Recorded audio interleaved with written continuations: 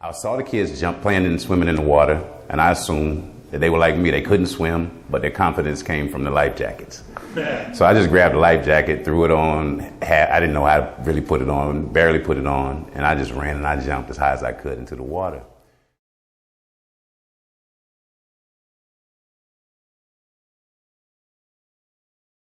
As soon as I hit the water, I kept going down. I looked up and saw the life jacket was still at the top of the water. And I was like, that's not the way that life jacket is supposed to work, you know? So I'm going down, which felt like forever.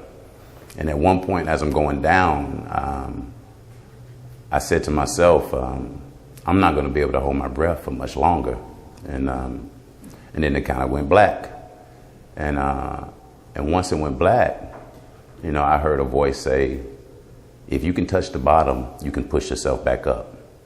And I responded to the voice, it doesn't look like I'm going to touch the bottom. I'm just going down, you know. And as soon as I said that, I started floating back up.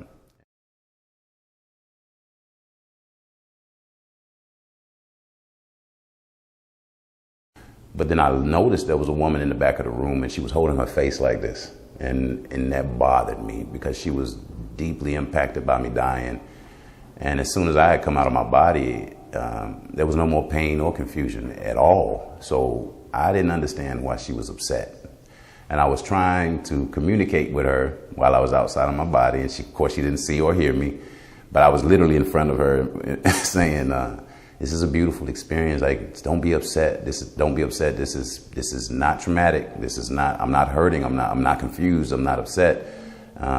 And she didn't hear me, and that bothered me. That's the only part of the experience, if I could say that there's any negative part of it that bothered me, is that I couldn't explain to this woman that was, you know, suffering, you know, through my dying. So I'm still above myself. I'm looking down, watching everything. I still concerned about this woman that's holding her face and sad about me dying. She never took her hands off her face.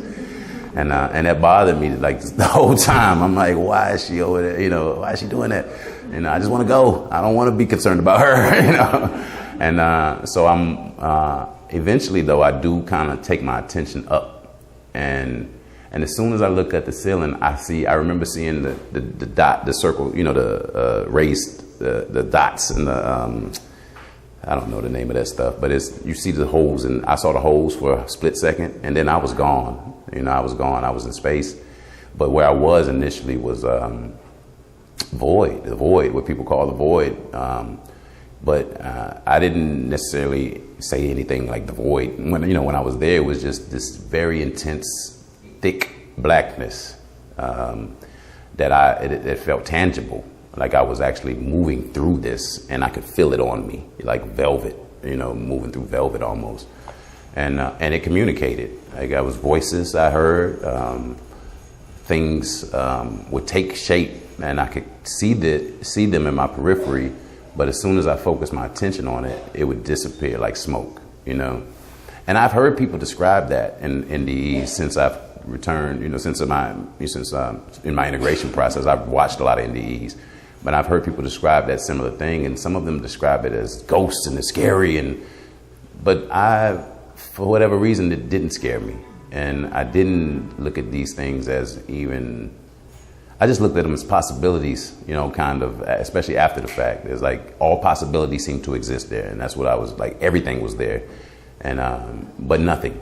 So when I looked at it directly, it just seemed to dissipate, you know. That space to me felt like home. And I was content for the bulk of my NDE to just stay in that void. And it felt like when I came out of it, and the way I would describe it is just a black hole. It's what it seemed to be. It was a black hole. And but in that void, it felt like home. It felt like this is where I wanted to be, you know. So as I started floating out of it, and I was looking down into it, still not wanting to really leave it, because this felt like the safe place for me. This is, you know, I'm going to stay here. This is home base.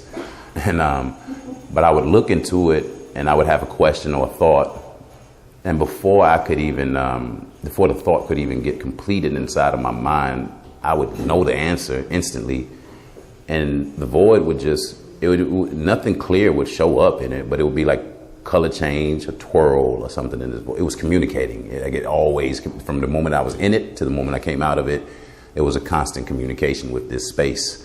And it felt like love, you know. And as I came out of that space, I started looking around at other things. And I saw a star forming region. And the thought that I had in that state was, so this is where stars are born.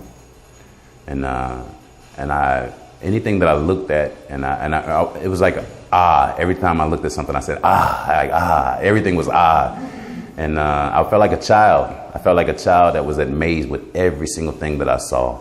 And so I looked at that, and I was like and I moved directly towards it.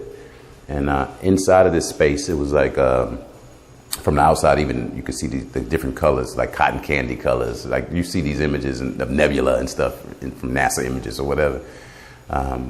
It would like be red, and it would gradiate down to pink, and then the white, and then dark blue, light blue down to white, and then white around it, and these faint glowing orbs in the middle of this space. And I knew that I viewed them as children, you know, like baby stars being born. So I didn't want to go in and disturb that. So I kind of stayed at the outside of that and looked at that for a while.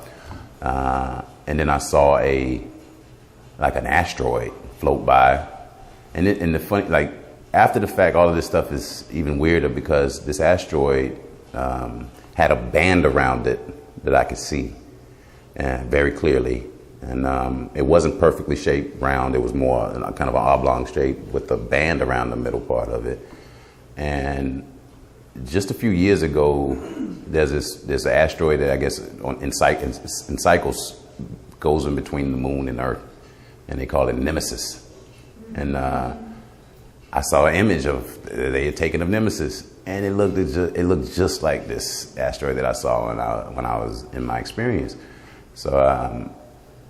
And then I watched that for a while. I looked everywhere, and everywhere I looked, there was just and then the distance between me and what I was staring at would disappear. I saw, eventually, I looked up and to the right, and I saw the light. And I knew it was the light, but it was very far away from me. It was so far away from me that it didn't become a major part of my experience, other than it felt like love. And if I didn't move myself through space, I would have floated towards it. It was going to pull me that way anyway. If I hadn't moved myself, I was going to float that way. But I wanted to travel. So whether it was there or not, it didn't matter to me because I just wanted to travel. And I was traveling through space. And I don't know how much space I covered, but I was just traveling through space. And I would look up again to the light. And then the woman down in the emergency room would distract me again with her holding her hands. So then I would go back and I would try to talk to her again about this is amazing experience. This is beautiful. Like this is like why are you so upset? You know? And I'm looking at her and she's still not hearing me, not seeing me. And so I would go back and I would travel more. And the last time that I went back to check on her, I got resuscitated. And I was angry. The first thought I had was, damn, they woke me up. I cannot believe they woke me up. There's only two ways to be here, and it's with fear and anxiety or hope and responsibility. And I choose to be here with hope and responsibility because with fear and anxiety, you're not going to really help another person, you know. But if I have hope and responsibility, I'm going to do what I can, you know. I'm not going to make their situation worse, you know, and that seems to be more so how I want to live moving forward is with hope and responsibility, you know. And there's some. I don't like to talk a whole lot about the mystical stuff, but there was something that I saw that I will always give me hope, and that is a glowing city, you know, that seems to be complete somewhere out in the future and in one or more timelines.